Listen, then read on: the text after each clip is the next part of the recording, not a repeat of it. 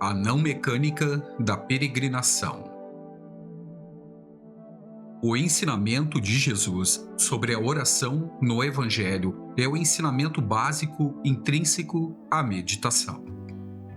Por exemplo, o espírito de confiança fiel implícito no mantra é o que nós encontramos na frase: coloque a sua mente no reino de Deus e na sua justiça antes de tudo, e o resto também lhe será dado. Hoje, especialmente, creio eu, muitas pessoas estão perplexas quanto ao que está envolvido na opção espiritual de vida apresentada nestas palavras e aceita na meditação. Em nossa sociedade muito materialista, não há como evitar a pergunta: o que obterei nisto? Se eu seguir o caminho espiritual, o que vou lucrar com isto? Considere apenas os conceitos básicos da vida vigentes em nossa sociedade. O modelo básico com que trabalhamos é essencialmente mecanicista. E a vida pode facilmente tornar-se uma operação mecânica. Nós pensamos que estamos aprendendo a lidar com a vida através do domínio dos processos e, como resultado, perdemos a vitalidade da experiência.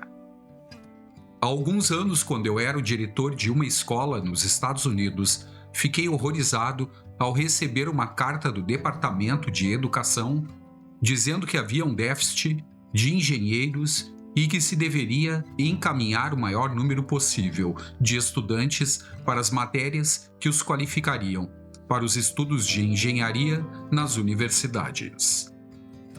Aqui você tem todo um conceito de educação entendida como programação de pessoas. Da mesma forma como se programam as máquinas, de modo que os indivíduos possam tornar-se peças eficientes na máquina maior que é a sociedade. Por isso é tão importante que acordemos seriamente para o potencial espiritual que todos nós temos. Não é apenas a nossa mente que sofrerá se assim não o fizermos. Nós tendemos até nesta visão mecanicista a ver os nossos corpos como máquinas que devem receber a devida manutenção. A meditação é importante porque nós devemos nos libertar desta visão mecanicista de nós mesmos e da sociedade. Espiritualmente, isto é de importância suprema, porque é o passo mais prático que qualquer um pode dar para redescobrir-se, não como uma máquina ou como uma peça mecânica em alguma enorme linha de montagem, mas para vir a conhecer-se como possuidor de uma profundidade infinita de mistério. É importantíssimo que cada um de nós faça esta descoberta por conta própria. Nós não podemos simplesmente aceitar a palavra de um outro. Isto é algo que cada um de nós deve chegar a conhecer e conhecer plena e claramente a partir da própria experiência. Uma vez compreendido isto, tudo mais segue daí na devida ordem. Ao descobrir este potencial e esta profundidade de espírito dentro de nós mesmos, também damos o primeiro passo para descobrir que aqueles com quem vivemos, aqueles que amamos, com quem trabalhamos, possuem todos esta mesma profundidade de espírito, a mesma capacidade de abertura para o mistério de seu próprio ser. Nós mal ousamos imaginar como seria uma sociedade onde todos estivessem no caminho de perceber que o ser é mistério, que cada um de nós possui uma capacidade infinita, um potencial infinito para a expansão do espírito em direção ao mistério de Deus. E, no entanto, nós devemos ousar imaginar isto, que é possível haver uma sociedade onde a compaixão precede o julgamento, onde a piedade e o perdão são a moeda corrente. Todavia, a compaixão, a piedade, o perdão e o amor, tudo depende da descoberta de que nós mesmos e os outros somos mais do que máquinas. E esta descoberta nos leva a ver a sociedade não como um corpo anônimo que precisa de manutenção, mas como uma comunidade de pessoas comprometidas com a maturidade, o crescimento, a compreensão, o amor. Mas esta sociedade não pode existir a não ser que se encontrem pessoas dispostas a realizar esta peregrinação ao alicerce de suas experiências, dispostas a aceitar a disciplina de descobrir sua profundidade infinita, sua capacidade infinita de amar e compreender, em suma, capacidade de Deus. Mas é inútil até mesmo falar em Deus se não existir o compromisso com a jornada de autodescoberta. Um número cada vez maior de pessoas que têm meditado por alguns anos estão agora despertando para a comunidade do amor silencioso que elas compartilham. Eu quero relembrar mais uma vez a importância da disciplina que isto envolve. A jornada é para fora e para além de si, em direção à infinitude de Deus. A jornada é de abandono de todo e qualquer egoísmo. Nas palavras de Jesus, ninguém pode me seguir se não deixar a si mesmo. É surpreendente descobrir que o primeiro passo na autotranscendência é permanecer imóvel. Na meditação, isto faz com que aprendamos a disciplina de sentar sem se mover. Nesta quietude, o corpo é um sinal externo de uma quietude interna que você encontra em sua peregrinação do mantra. Mesmo quando você se tornou um meditador comprometido, não subestime a importância de uma postura ereta, alerta e de absoluta imobilidade. Tudo contribui para a preparação para a calma interior, onde o mistério se desvela. A jornada da meditação é uma jornada em direção ao mistério do ser. É uma jornada na qual nós descobrimos o nosso próprio mistério como parte do mistério infinito. O caminho continua sendo da simplicidade absoluta. Não há técnica avançada nem livros complicados para ler. A pessoa mais simples pode realizar esta jornada. Na verdade, quanto mais simples, tanto melhor para começar. Tudo que você precisa é disciplina, comprometimento diário para criar um espaço no seu dia e no seu coração. E você precisa de fé. A fé básica de que você precisa é crer que você é valioso e que é valorizado. É a fé de que você pode ser amado e de fato é amado. Você precisa desta fé quando começa e ao continuar na sua peregrinação, a sua fé crescerá e seus medos irão embora. O amadurecimento da fé e o desaparecimento do medo dependem do seu comprometimento com o mantra. Ou, em outras palavras, da determinação de deixar o eu para trás e partir em direção ao mistério. Reverência. É sempre útil refletir sobre a parte final da explicação da parábola do semeador no Evangelho de Lucas.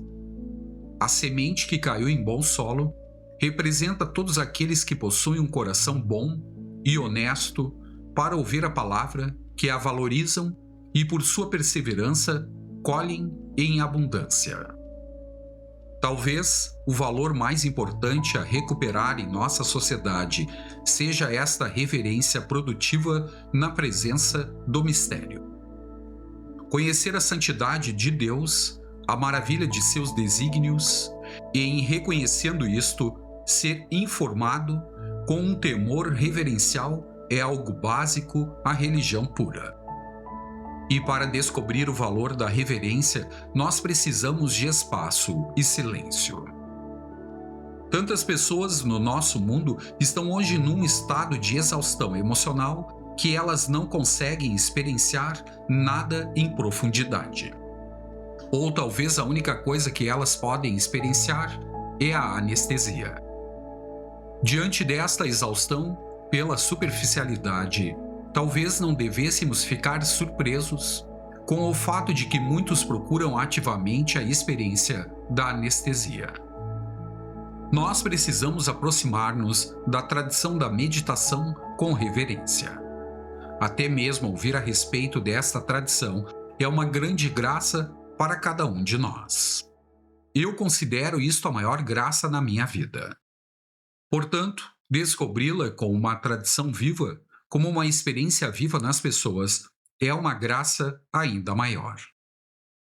E de novo eu considero a maior graça na minha vida ter aprendido a rezar, na presença de um homem muito santo.